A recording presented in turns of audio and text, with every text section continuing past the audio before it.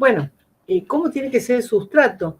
El sustrato, como todo sustrato, tiene que ser una fuente de nutrientes muy especial, tiene que durar como fuente de nutrientes, tiene que tener por lo menos 1 o 2 años donde yo no tenga que estar haciendo aportes de materia orgánica, tiene que tener una buena capacidad de almacenamiento de agua y a la vez tiene que ser poroso para no excedernos en el, digamos, en cuanto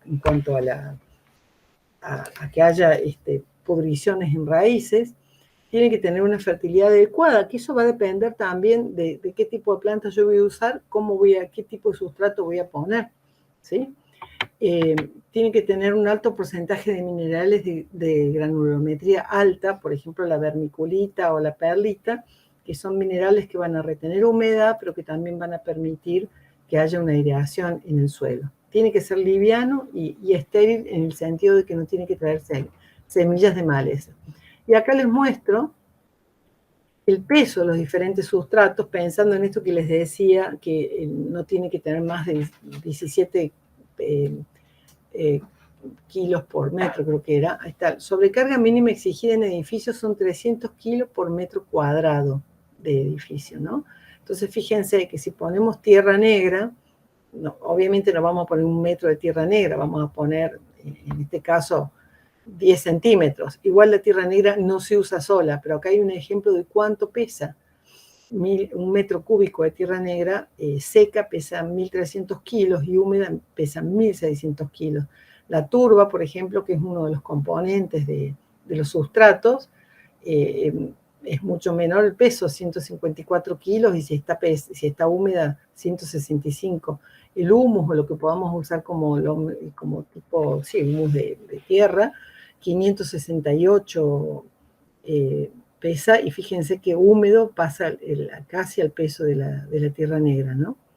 El agua se los ponemos nada más que como ejemplo para que vean lo que pesaría 1 metro cúbico de agua sobre un techo. Y tenemos otros materiales, las lajas son las piedras que uno puede llegar a subir, la perlita es mucho menos, 104, la vermiculita 100, la arena es pesadísima, por eso casi no se usa. Y el compost es variable, depende de con qué material esté hecho. Por ejemplo, yo he trabajado con compost que están hechos con cáscaras de maní, y compost hecho con locle compuesto, ¿no? Y eso se le va agregando después en el sustrato, se le agrega ese compost. En general se puede agregar perlita, vermiculita y turba. En general, los sustratos para techos no llevan prácticamente tierra, no llevan esos componentes. Bueno, la sobrecarga mínima exigida, esa que yo les decía en edificios, es de 300 kilos por metro cuadrado y se recomienda que estén construidos para 500 kilos por metro cuadrado. En cuanto a la profundidad de sustrato, después lo pueden ver con tranquilidad en este PDF que se lo vamos a dejar en el aula, pero fíjense que según el tipo de sistema, cuando hablo de sistemas bajos son sistemas extensivos, medianos pueden ser extensivos también, y ya los profundos son sistemas intensivos, donde se trabaja con mucho más profundidad, y acá hay un esquema, una guía, por ejemplo, de si tenemos sustrato, lo mínimo sería 8 centímetros, donde tenemos de 73 a 93 kilos por metro cuadrado entre plantas y sustrato, y lo máximo podrían ser 60 centímetros, por ejemplo, para tener árboles y arbustos, donde tenemos 730 kilos por metro cuadrado. Esto tiene que ver si uno trabaja con un estudio de arquitectura, en general lo que se nos solicita es, bueno, ¿en qué lugar van a estar esos pesos?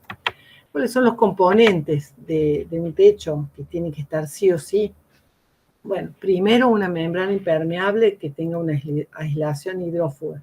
No tiene que entrar nada de agua a los techos, porque imagínense un techo construido de este modo y que empieza a filtrar, que de hecho eso ya pasó, por ejemplo, con los techos verdes que están construidos sobre la casa de gobierno, allá en la zona del río, ¿no? Sobre, ¿cómo se llama? Bueno, donde está el panal. En el panal, bueno, arriba se construyó, y hay todo un techo verde que tenía un helipuerto y demás, y eso se hizo bastante mal, y el sustrato que se utilizó fue tierra, y hubo que levantar todo, sé que se levantó todo, se volvió a hacer todo de nuevo hace 2 o 3 años atrás, se mejoró un poco el sustrato, pero no se mejoró tanto la aislación del edificio. porque las membranas, estas hidrófugas, estas membranas impermeables, son membranas carísimas, importadas, que en realidad por metro cuadrado son súper, súper caras, ¿no? Entonces la gente trata de ahorrárselos y trabajar con otros materiales que en general son malísimos. Y acá les estoy hablando de techos, pero tranquilamente se puede hablar, por ejemplo, ¿vieron los canteros que rodean, que están frente a las casas, que les ponen frente a las ventanas? Esos canteros que están pegados a las viviendas, si no están bien aislados, con el tiempo, en 1 o 2 años, generan humedad en las viviendas, ¿no? Bueno, estas membranas impermeables previenen las pérdidas y las humedades, y por lo tanto son uno de los elementos más importantes del techo, sea verde o no sea verde, eso tiene que estar siempre bien. Después de aplicar la membrana impermeable, se tiene que realizar una prueba de detección de pérdidas. Yo, por ejemplo, trabajé ahora en un edificio donde se aplicaron estas membranas impermeables, se llenaron de agua y se dejaron 20 días llenas de agua para ver que no hubiera filtraciones al edificio. Entonces después se iban corrigiendo las membranas, pero era sumamente importante. Antes de empezar esa terraza, yo me encontré con el ingeniero que hacía la obra, vimos, digamos, dónde estaban los drenajes, cómo iban a ser los embudos de captación del agua, cuál iba a ser la altura del sustrato y cómo iban a ser las membranas para poder conseguir esto. Después que se pusieron las membranas, como les digo, un mes prácticamente lleno de agua para ver que no hubiera pérdidas, después eso se vació y ya se empezó a llenar con el sustrato. Sobre esas membranas tiene que venir una barrera antirraíz, que es una barrera que protege esa membrana impermeable para que las raíces no las rompan, porque obviamente la raíz siempre va a ir donde hay humedad, entonces ahí se nos acaba la vida del techo verde. Tienen también una capa de retención y drenajes. La parte esta importante es el sistema de drenaje que tiene que retener humedad y a la vez dejarla pasar, ¿no? El sistema de drenaje es clave para una buena propagación de las especies en estos espacios, y el agua también debe fluir naturalmente en techos inclinados. Por ejemplo, en aquellos techos que tienen una cierta inclinación, el drenaje no es tan importante como en los techos verdes, pero en general hay que ponerlos porque siempre los techos tienen algún tipo digamos, de pocito o algo donde se nos puede llegar a juntar humedad. Y para el drenaje se pueden utilizar ya sea capas de material, no digo arena porque la arena es muy pesada, pero se puede usar leca, por ejemplo, o lo mejor y lo más, digamos, recomendado es membranas geotextiles que tienen como cañitos, digamos, tienen drenaje. La misma membrana consiste en miles de bombillitas o de capas drenantes que van reteniéndolo, tomando la humedad y sacándola, y va siendo dirigida hacia, digamos, los desagües, ¿no? Después se usa un filtro de tela, que es una capa de un geotextil que se ubica entre el drenaje y el medio de crecimiento. De vuelta, es como una maceta, ¿no es cierto? Donde yo ya pongo el sustrato, entre el sustrato y el drenaje voy a poner este filtro de tela que va a evitar que los finos filtren y que me tapen los drenajes. Y por último va el sustrato de crecimiento, ¿no? Que es lo que yo voy a elegir para, digamos, hacer que crezcan mis plantas. Este sustrato tiene una base mineral y también tiene un componente orgánico, que es lo que yo voy a elegir. Esta sería una composición de un muro verde. En este caso, fíjense que no hay, el material drenante son membranas directamente.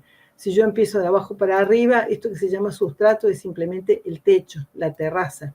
Sobre la terraza hay una membrana, se pone como un geotextil que empareja todo. Sobre eso se puede poner esta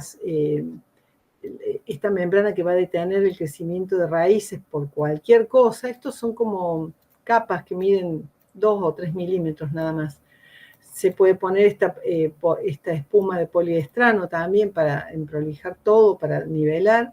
Sobre eso se trabaja con una capa de drenado de agua que puede ser opcional o no, según el sistema que yo ponga.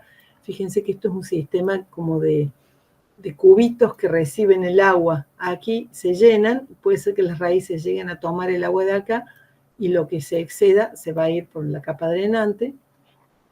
Acá tengo un filtro de drenaje que puede ser de geomembrana. Estas son referencias a los materiales que se utilizan, ¿no?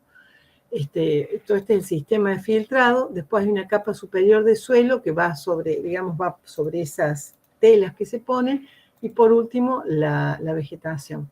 Este es un sistema mucho más sencillo, donde todo esto estaría reemplazado a lo mejor por distintas capas, a lo mejor drenantes más específicas, pero está sobre un techo, ven que tiene cierta inclinación, entonces acá el drenaje es fácil, el agua se va a ir, no nos va a tapar. Y en este caso, un caso extremo donde se quiera poner un árbol, se prepara el espacio donde se quiere trabajar con un sistema de este tipo, ¿sí? Fíjense que acá hay una ventilación que es importante para ventilar no solamente el área de raíces, sino también para captar el agua que pueda llegar acá sobre este cantero. El agua que pueda llegar a exceder en una lluvia, rápido se la drena por este lugar. Bueno, les voy a mostrar acá.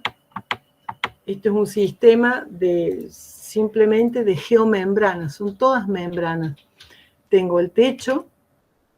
Esto es una barrera contra vapor que se pone en cualquier tipo de techo para evitar humedades adentro. Esto tiene que ver con la estructura que arman los ingenieros, los arquitectos. Nosotros vamos a trabajar de la impermeabilización para arriba. Eso es lo que es importante que sepamos, que si vamos a trabajar sobre un muro verde, el equipo de trabajo tenga en claro que nos tienen que entregar una superficie que ya esté impermeabilizada. Entonces, fíjense que hay una barrera contra raíces que va a evitar que las raíces penetren de alguna manera a toda esta zona que es la más, delicada, porque generaría la pasada de humedad a los techos. Hay una capa de drenaje, que puede ser, como les digo, una capa gruesa de leca, o puede ser un filtro de una membrana filtrante. Acá tenemos el filtro que evita que los finos del sustrato pasen a este lugar, y después el medio crecimiento con la capa vegetal.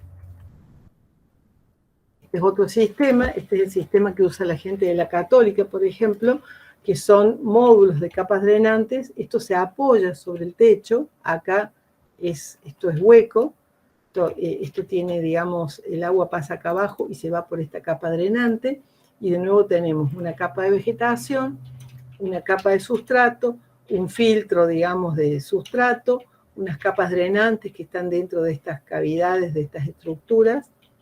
Se llama Floradrain este sistema. Acá hay una capa que protege el techo y que genera, que el agua que entra por acá se escape por estos lugares. Y acá al último tenemos, el material que cuida de que el techo no le pase la humedad. Este es un sistema que yo he utilizado cuando se trabajó en el Hotel Sheraton, que tiene cubiertas verdes, en los canteros sobre todo. Se trabajó con este tipo de material, que simplemente son geotextiles, son todos geotextiles. Entonces se trabajan con los desagües, se ponen aquí abajo, como les decía, los filtros las capas antirraíces, los filtros drenantes, otro filtro acá que evita la pasada de los finos, y acá el sustrato. Esto es todo membrana que se van poniendo una sobre otra y se van, soportando en los bordes de las terrazas, y se trabaja igual que un techo. Acá no hay módulos, esto es todo un solo material en este caso. Y en el caso de cubiertas, que estén sobre terrenos, sobre techos que tengan cierta inclinación, es el mismo sistema, y se trabaja con capas drenantes como pequeños cañitos que nos van llevando el agua a los drenajes del techo. Esto pasa cuando se trabaja con raíces y no hay una capa, de algún geotextil que evite que la raíz pase. Bueno, termina rompiendo las membranas de esta manera. Acá están las casetas homodulares, que hay muchos sistemas que los pueden buscar en internet y los van a encontrar.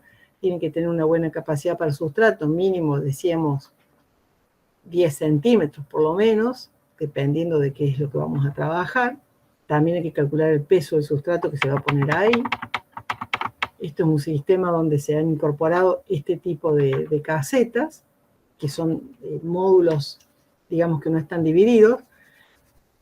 Ven que están suspendidos sobre el techo, que tienen dentro del mismo módulo, esto está todo impermeabilizado y acá está el sustrato. Es importante en este caso, ven, que se ponga un sistema de riego, es riego de goteo.